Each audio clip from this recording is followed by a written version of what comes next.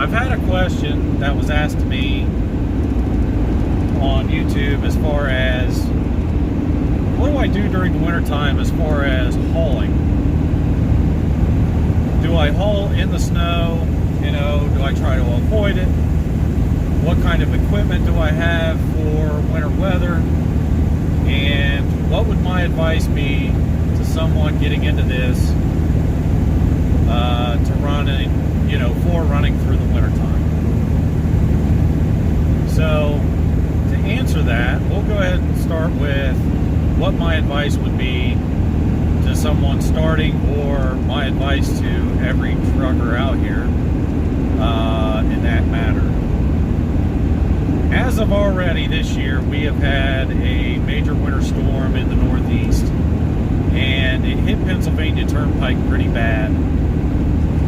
There was a lot of semi-trucks littering the highway, being crashed. And I actually saw some video as the crashes were happening.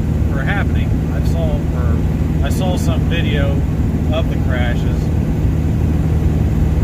and man, that saying "speed kills." There's a speed trap ahead. Thank you. Speed does kill, for sure. I mean, if you're traveling down the road and everything's, if the pavement's just wet, that's one thing. But most of the semi trucks now, the newer stuff, hell, even this 99, I have a thermometer in the truck, outdoor thermometer in the truck from factory. It's 58 degrees right now. You should know that freezing is 32 degrees. And you should have common sense telling you to slow down in those conditions. And if it's ice, park the truck, get off the road until the roads are better, safe to drive on. But, if you're in snow or whatever and the road's starting to cover over, slow down. Just because it's 60 or 70 mile an hour out here doesn't mean that you run 60 or 70 mile an hour in the snow. That'll get you in trouble, or get somebody hurt. If not you, somebody else. So, number one, use common sense and slow down, or get off the road if it's ice. If you don't feel comfortable or safe driving on it, park the truck. The load on your trailer can wait. It's not worth it. The customer, shipper, and broker don't give two shits about your equipment or you. The only thing they care about is what you're hauling. So they would rather get it late, delayed, versus not getting it at all. So just keep that in mind. You have to look out for number one, which is you, and take care of you and your equipment, and make sure nobody gets hurt, basically. And you're able to do the job safely. So that's my advice. As far as equipment in my truck, this truck's a two-wheel drive. Unfortunately, I don't even have snow chains in here. I don't run in the Rocky Mountains. I don't go past Denver, Colorado. I don't go, upstate New York or anything like that. Hell, I really don't even get on the Turnpike, West Virginia Turnpike, or the Pennsylvania Turnpike very often.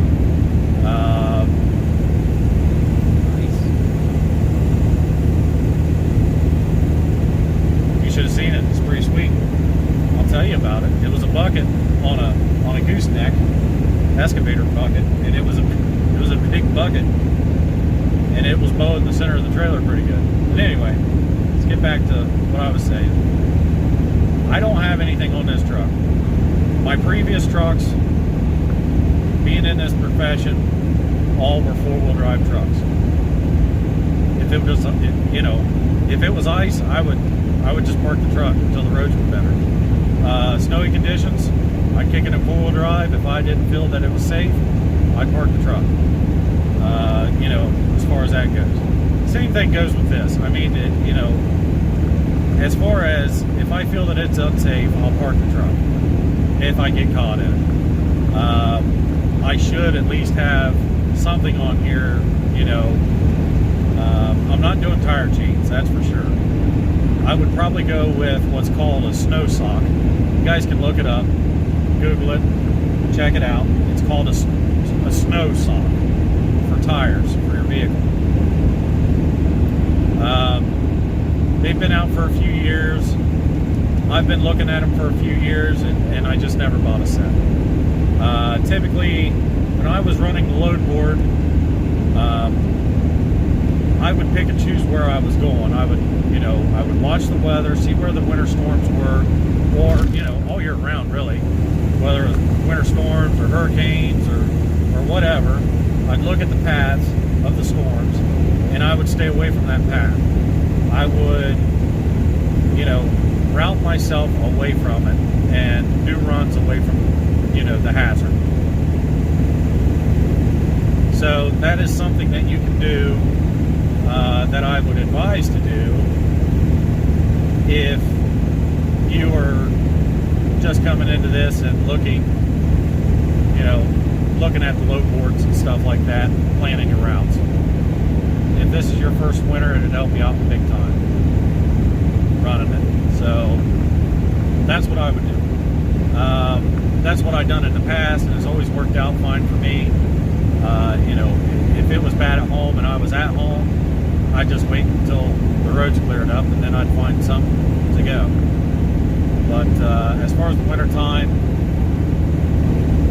you know, that could be an option for you to stay out of the weather.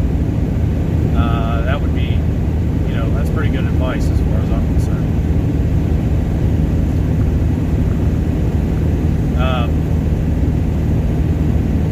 Have I been caught in storms? Absolutely.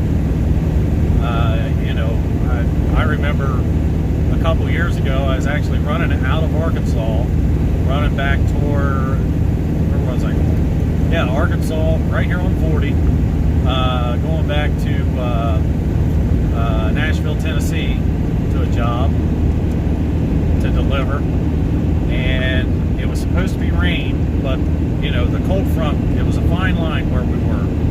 Well, it dropped on south, and it dumped some snow on us and delayed me a few hours. And, you know, the receiving end knew about it. You know, I called and let them know about it. They were fine, gave them the heads up, whatever. So, you know, as long as you keep communication involved with everything, you should be fine. But, you know, that's my perspective on running through the wintertime. Yes, you can avoid being in the snow and the ice, and route your trip a different way, run your loads a different way. You may get caught in the stuff if it's too bad. You know, if the road conditions are too bad, get off the road and park the truck. You know, keep you and your equipment safe along with the load. And if it's delayed, it's delayed. You know, no one's perfect. Can't control the weather.